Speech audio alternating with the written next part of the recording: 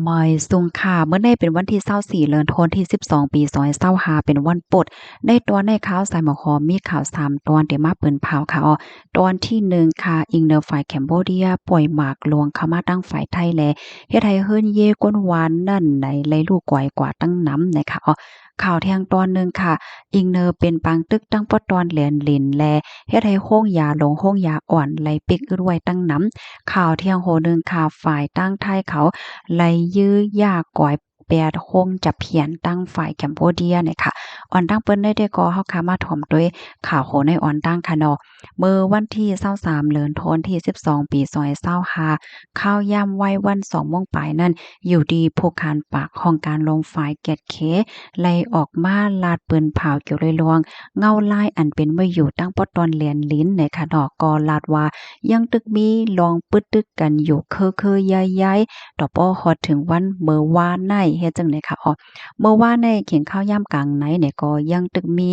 ลวงปึดยื้ออยู่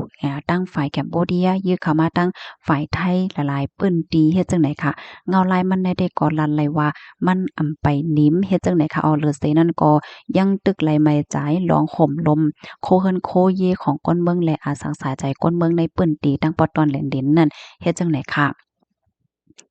ในปื้นตีตับซึกหมายหนึ่งนั่นเฮิรนเยกวนหวานก้นเมืองไหลลูกกว่ากว่าแต่มีอยู่หมอก40หลังค่ะก้นเมืองไหลหับเจ็บหมาดกว่ามี7ก่อโตสัดเล่งอันก้นหวานก้นเมืองเขาเล่งไว้นั่นก็ไหลหับพรตุ่มย้อนป้าเลือเสนั่นปื้นตีการปลุกสอบก็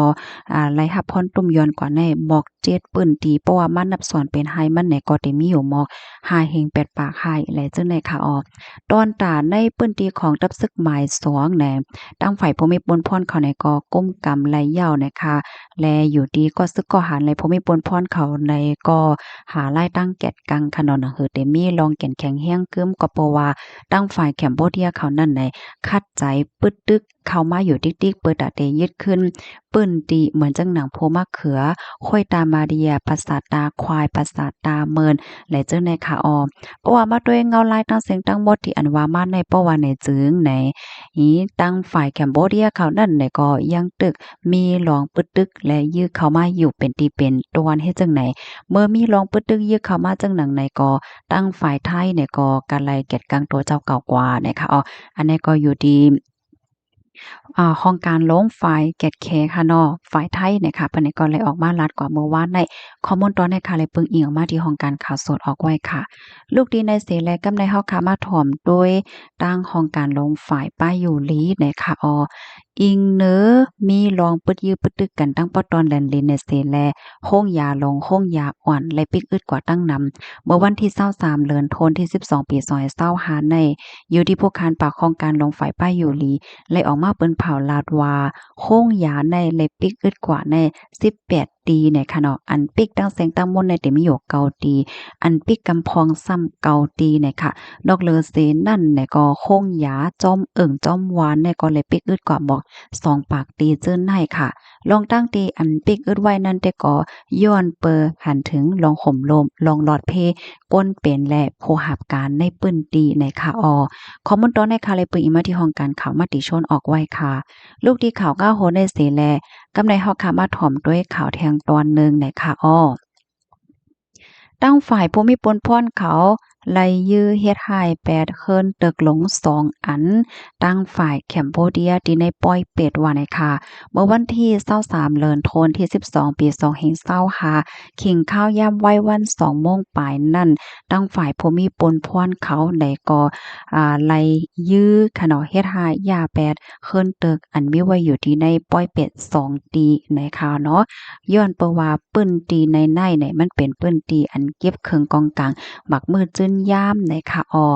ตึกที่หนึ่งในชื่อห้องว่า International Center Call Center นะคะเมื่ออ่อนตั้งแต่ก็เป็นปื้นตีอันจุ่มจะเพียนเขาจุ่ม call center เขาใน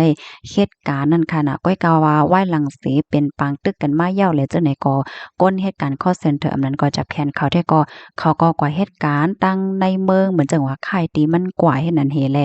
ข้าวยามสืบมาในตั้งฝ่ายซึกแคมโบเดียเขานั่นก็เอาเฮ็ดเป็นปืนตีซึก8เหมือนจังหนังว่าซึกมาอยู่5เป็นตีไว้เครื่องกองกลางหมักมือจึนยาม5สัง5 และเจ้าในนะคะอ้อม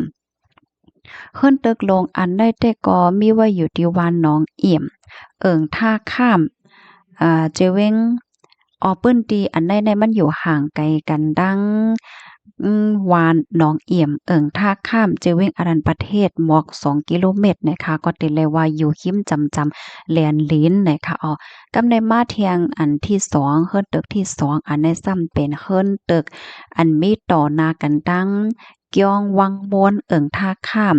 เจอเว้งอารันประเทศนะคะเมื่อวันตั้งก็เป็นเฮิรนตึกตอนดาจุ่มหยอกแหลนจุ่มจะเพียนเขาเหตุการณ์นั่นน่ะแนะก้อยกะว่าว่ายหลังในมาเนี่ยเขาก็เอาเฮ็ดเป็นเปิ้นตีเก็บเครื่องกองกลางหมักมือจื้นยามเขาเฮ็ดไหนค่ะอยู่ดีบ่มีปนพรเขาไลเฮ็ดให้ลูกก่อยกว่าแน่เมื่อวันที่22ที่ป่นมาเนี่ยค่ะว่าน้ำตั้งฝ่ายผู้มีปนพรเขาก็ลาดว่าอ่อนตั้งตีเตปึดยื้อยาวลูกก่อยกวนปังนั่นก็ไล่เก็บหอมตอมจู้ข้อมูลและไล่ทัดด้วยลิลิยาว่าเปิ้นตีๆนั้นมีก้นหวานก้นเมืองอยู่เศร้าจังไหนค่ะข้อมูลตอนในค่ะเลยปึงอิงมาที่ห้องการข่าวสดออกไว้นะคะพี่น้องค่ะรับถอมยาวหันถึงจึงหือพองในก็ปันตั้งหันถึงมาเลยค่ะนะในตอนได้ก็ข่าวย้อนลาเทียงกำหนึ่งว่ามันเป็นข่าวเงาอันลูกมาตีตั้งฝ่ายไทยค่ะเนาะอยู่ที่ตั้งฝ่ายไทยเสียวเลยมาปืนเผาปืนแพนะคะ